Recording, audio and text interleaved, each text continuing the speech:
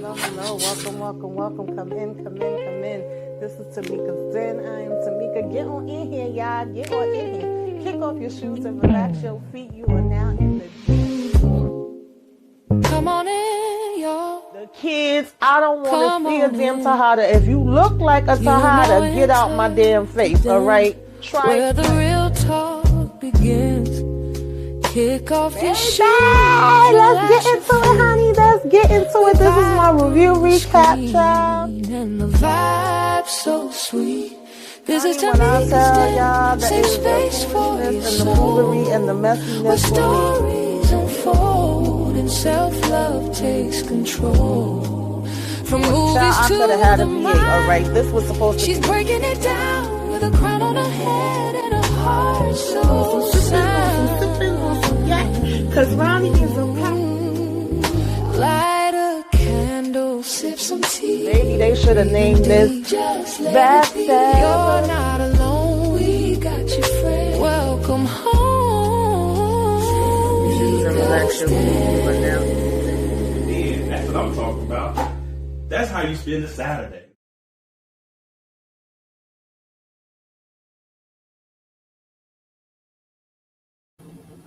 Hello. Welcome. Come in. This is Tamika's Den. I am Tamika. Get on in here, y'all. Get on in here. Kick off your shoes and relax your feet. You are now in the Den, and we are now talking imperfect women, baby. Imperfect women.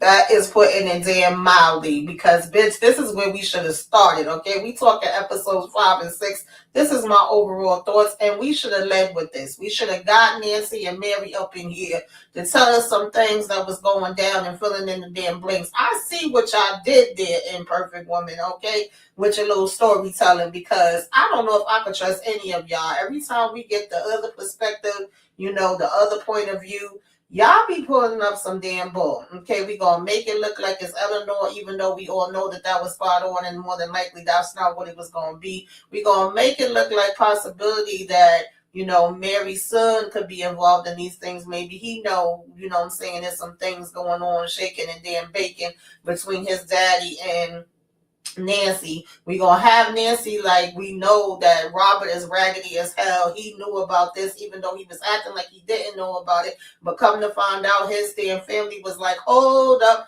wait a minute, no, you just dumb as a freaking box of damn rocks. You don't know what the hell you doing, and we can't have you messing up our whole damn family business in our name. So what we gonna do is get you in line, bitch, okay, and you gonna take it from there. So all of a sudden Robert was giving a damn about Nancy and wanted to make sure that she was set up so it wasn't about the damn, wanting to get a divorce because he don't want her no more. And she went out here and slept with damn Howard in 2.5 seconds. She could have had any damn dude she wanted, but she chose her friends, damn man. Girl, bye, Nancy. I don't know how bad.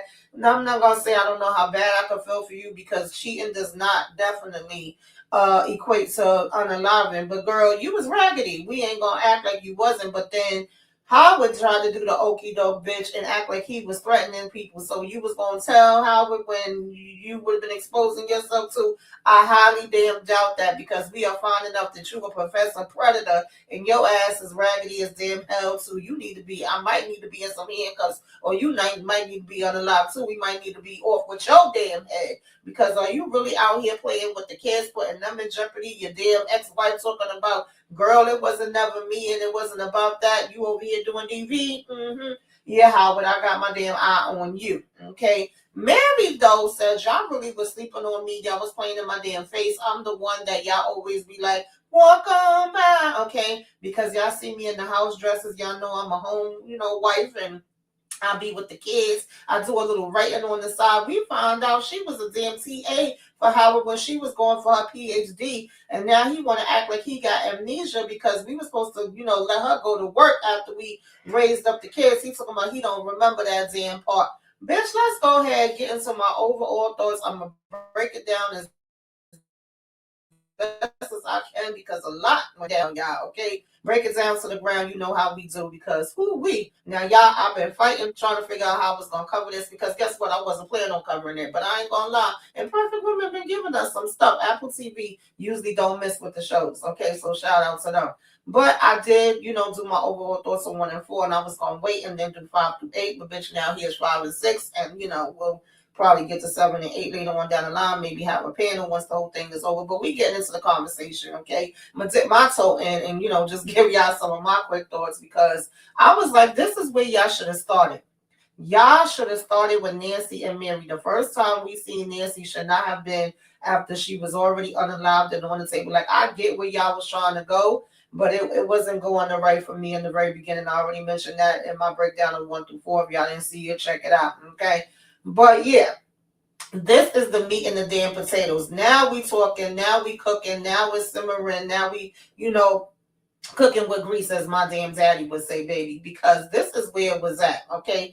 First of all, we finding out, Nancy talking about, bitch, I would have been a ballerina. I would have been, all of the damn things had I not been hurt. My mama, crashed that damn car. So she did reach out to old, child Scott, okay, Scott LaRock. Now, I ain't even going to disrespect Scott LaRock like that, okay? But y'all get the point. She reached out to him, so now he calling her down, and she like, oh, it was a mistake. So again, Nancy, you had no self-esteem about you. It didn't take you long to fall into Howard's arms. Howard wanted to act like, he was just this compassionate friend that he didn't see this side of you and you thinking you didn't see that side of him. He's somebody you can lean on and talk to. He over here passing you books to read and we conversating and you like, maybe it is something more here besides him being a bum that can't get a damn job, right? So he put the wool over your eyes, okay, and tricked you. And you tricked your damn self into getting into this whole situationship with him. And then when you like, nah, I'm good, I don't want to do this no more because you get the damn wake-up call and find out you dumb as hell. I mean, I could get you feeling away because Robert ass wasn't talking. He wasn't saying nothing. But now we going rewind, flip it and reverse it. And he going to sit here crying in your damn arms. Talking about, if you want to leave, I understand. And you like, boy, I'm not trying to go no damn where. Like, I don't give a damn about none of that. I'm not here for that. I'm here for you. I guess after all these years, maybe. But Nancy, let's not act like that's not why you was with him. Let's not act like this wasn't your come up and you weren't in this situation to, benefit you and give your child a different life than what you had growing up. And that's fine. It is what it is. Like, let him, be who he is and be real in it. And you be who you are and be real in it, child, while we playing games, especially after getting all the way to this point. So I'm like saying, damn, you telling me that Robert, you literally have no backbone. Your daddy and your sister tell you what to do. They must have left you alone for a little bit. And you was about to run everything in the damn ground. So they was like, let's get your ass to sit down over here. We don't give a damn. Now you ain't going to be having nothing from nothing because you're trying to leave us with nothing. And you so-called was trying to set up things for Nancy and put stuff to the side and implement stuff and do this whole divorce thing so that she could at least walk away with something. Now you trying to, be chivalrous. Like, boy, I don't fully believe your ass either, Robert. But at this point, she was feeling dumb because it's like, oh, God, I thought you was about to leave me. I thought you was about to divorce me. And she was going to tell him, okay, these are my confessions, because now we kind of back on a good foot. But all of a sudden, these pictures come through on her damn phone. So he done cursed her ass out. She don't even get a chance to tell him. She go running out to leave, and we basically end up seeing Mary following her. So, of course, now we like, wait a minute, Mary, bitch, so you already knew about this and you was following her to, what, take her ass out? Only for them to say, nope, it's not what y'all think. Nancy wasn't answering her calls, so we just still ended up following her, and we ended up going sitting down in this damn diner and talking, and she doing the woe is me, and Mary's actually comforting her and telling her everything gonna be all right now, okay? And we eating pancakes and all this different shit, just making it into a girls' night. And I'm like, huh, Sway? Because Mary, what was you there about in the first place? But I really enjoy seeing Mary's perspective, even though I don't know that we can fully believe everything she say, bitch. Okay, her narration of all of the things. Oh, and it was so hilarious too. I just gotta mention this. When Howard thought he was about to expose Nancy, and Nancy was like, "Nobody would believe that I would ever sleep with you, bitch." Go ahead. Who gonna believe that? Who gonna believe I would want a raggedy, jobless ass bitch like you? That shit made me holler. I ain't even gonna lie to y'all. I was here for it. But when it's all said and done, Nancy, you did sleep with him. You did let yourself, just because your husband hadn't been around you for 2 or 3 weeks, hadn't been talking to you the way you wanted him to, hadn't been doing the whoopty whoopty woo. You let Howard, of all damn people, make you feel like you needed to jump on him, did not even think about your friend. So that says a whole lot about you, bitch. Okay, you ain't getting off either. But that was a cute line. So we get over here to Mary, and Mary's like, I'm the one that nobody pays attention to. I'm the one that, it's kind of like the invisible damn woman. It's funny because Elizabeth Moss played an invisible woman, but y'all get it, right? And the one thing she has is her group that she goes to outside of taking care of the house, taking care of the kids, and doing all the damn things where she's writing. And we know, okay, as we hearing her tell this story and making it sound all exotic and elaborate or whatever, that is basically her autobiography. But to her writing group is like, this is just a character that she made up. And she like, I'm sorry if it was getting a little too spicy in certain places, okay, coming off like it was a little corn on the damn cob or whatever. And they're basically like, well, girl, Mm, this character's kind of raggedy, girl. Like, why is she celebrating and happy about being with, somebody's damn husband? Because in Mary's eyes, okay, Howard chose her. His wife was sick. They had been messed up for a long time. He was only hanging around so he could take care of her and make sure that she was stable and she wasn't going to hurt herself before he left, okay? Before he told her, hit the road, Jack, and don't you come back no more, no more, no more, no more. All right. And, then she gets with him and they're a match made in heaven and, they was meant to be together forever. They the best thing since cooked rice. And they was like, nah, we don't really want to hear about that bitch. What we want to hear about is your girl Nancy. And so Mary was letting us know, like, really most of my life I have not been important. The only thing that has been important about me is that I'm friends with Nancy. But I was like, y'all disrespectful as hell too, because the same way y'all telling her that this story, is not nothing to be proud of, would want to get with a damn married man. And I mean, you may have a point there, but you should have the sense that God gave a roach, that it ain't good to be bringing up like, oh yeah, let's talk about your dead friend, girl. Why don't we get into those damn things? Why would you think she want to talk about that? Like, obviously, she's more than likely coming to this group and want to interact with some other adults and take her mind off of things with her friend, and I say friend loosely, just recently getting unalive. Like, what are we doing here? So you might need to find another group, Mary. I'm just saying. And so, they all are talking about that, and the teacher's pretty much like, whoa, whoa, whoa, trying to get it under control, but bitch, they was in another space.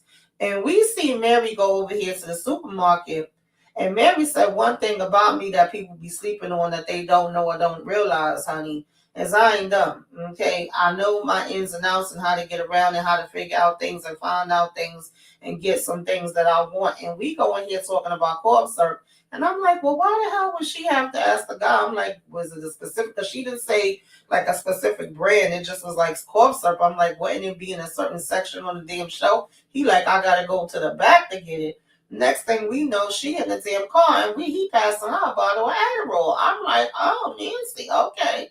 So that's what you do, right? Because everybody gotta have something. All three of these women got something. So now we finding out what your thing is. And we go and automatically have our little, box of candies that we put it in, and we put that in the top of the damn, shelf way up high, and be like, I'm gonna need one for now because you trying to keep it together. Okay, cops coming around asking questions. And Nancy, Mary, I should say, don't got a problem with answering these damn questions, maybe because she was doing the whole damn investigation going down to the cops anyway. So she's telling them everything she can. Howard jumping in from the back, like, yeah, well, did you talk to that raggedy ass Robert? And he think he all of that, he supposed to be Mr. Good Looking, what you got cooking. And I'm like, Howard, sit your ass down, right? But we also found out that Mary had stayed at the bar and was jacking her up, and he had to go throw her ass in the bed. And he's like, I was pretty much here with her all night. Wink, wink, because you sure the hell wasn't, right? And as Mary is going on, she finds out some things, right? She finds out that her son, Eleanor, actually had to go pick him up, right? The truth comes out to her about that. She's not one of them people that's religious and really pray to God, but she tells you, she does kind of talk out and say her affirmations and looking for the motivations and the signs of it all. In the midst of her doing that, she finds this page that's basically same page, same line underline that's under in her book, and we go back into time, seeing her and how when they first was, courting.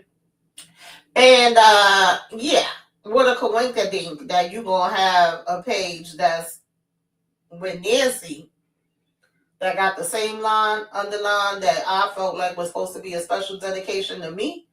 And so, of course, he making her feel like she crazy. He basically gaslighting like a mother, and he talking about, oh no, it's not what you think, and whoopty whoopty woo. I just was, giving it to her. The first he was trying to lie about it and all of that.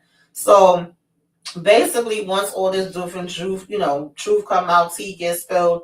She can't sleep, baby. She don't put the kids to bed. He's sleeping. She find the damn ring that she had gave to Eleanor, that Eleanor was wearing over here in a damn footboard, bitch, where that's her secret hiding spot. Because she was looking for his jacket, and at this point she had realized, with the conversation from her son, that he really wasn't home that night that he said he was home. Okay. So she started doing her investigative work, and I said, yeah, Mary, well, now that's where I'm with you at, because I could do some investigative work too. So after all of this, I'm thinking she driving to go to Eleanor to be like, I know who David is, that basically we about to circle back there, right? Girl, while she was on her way there, but makes a pit stop in between and goes to damn Howard's ex-wife house. I said, bitch, you really got the audacity, right? And Howard wife was actually nice. Well, ex-wife was actually nice enough to let her in and was like, girl, what you want to know? Why you came by? And I said, Mary, I knew that you had taken a married man, and I got you telling Eleanor is different. You can't compare that, because at the end of the day, you, Eleanor, and Nancy are so all supposed to be a sisterhood, a friendship. So none of y'all should be sleeping with anybody damn husbands. So you was trying to make yourself seem like you was so much higher, only for this lady to start saying, bitch, girl, but you was acting like you was looking up to me, only to look up and want to get next to my damn husband and underneath the damn sheets with him, bitch. Okay? You talking about I influenced you, you really rocked with me and all of this. So you did have some sort of relationship with her, even though it may, not be equating to the amount of years and the type of friendship that allegedly y'all claim y'all have, because I still don't see it. But you did have interactions with her.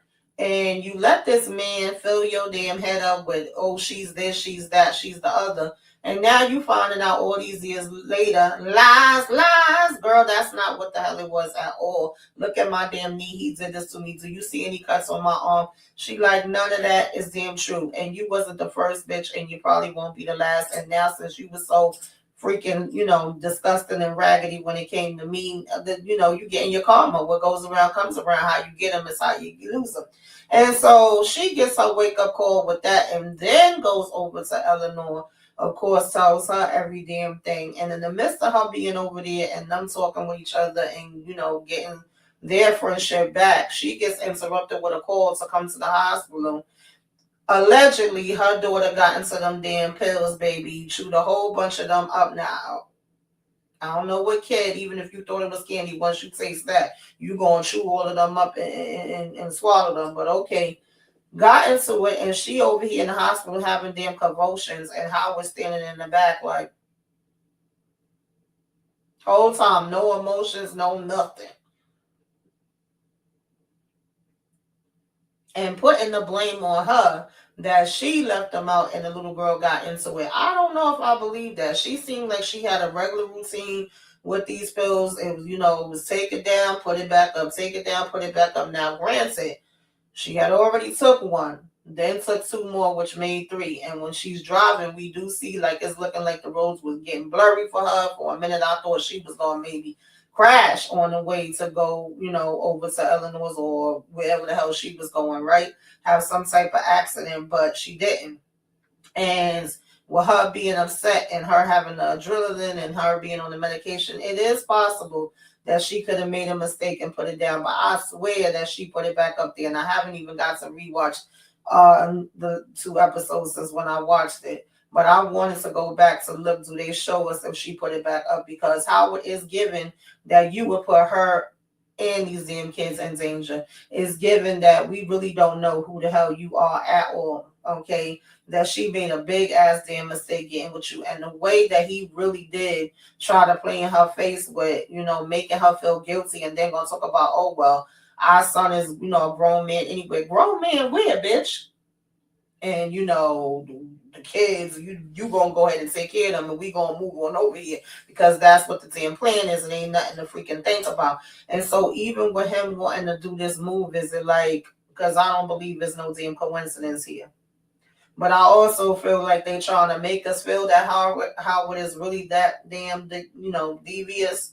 And then when we come around to episode 7, it's going to be some flip with that too. And we going to be like, oh shit, I'm just waiting to see what it's going to be. But yeah, Howard, as far as I'm concerned, I don't trust your ass either way. I don't want nothing to do with you. And I hope Mary tell you to go ahead, walk on by. Like, get out my damn face. Hit the road, Jack. Bye, bitch. Like, that's what I want her to say to you, because we ain't got it to do. But that's pretty much what my thoughts are on Imperfect Woman, y'all. Tell me what you like about it. If you're watching, do you have a favorite character in here? Do you feel like, now that you see Mary and Nancy's story, you feel different about them? You feel different about any of the relationships? How you feeling about Howard? How you feeling about, Robert? Whatever it may be, put it in the comments. If you have anybody you suspecting that you think took out Nancy, put that in the comments. Like, comment, share, subscribe if you are so inclined. Okay, give me a wave. Let me know you came by. Put some flames up in the sky. Till next time, y'all. Toodaloo. Welcome. Come in. This is Tamika's Den. I'm Tamika. Get on in here, y'all. Get on in here. Kick off your shoes and relax your feet. You are now in the Den.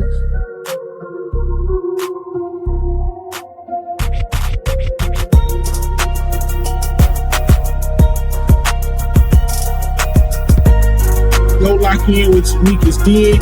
Ooh, that's fire. Go lock in with Tamika's Den. Power to the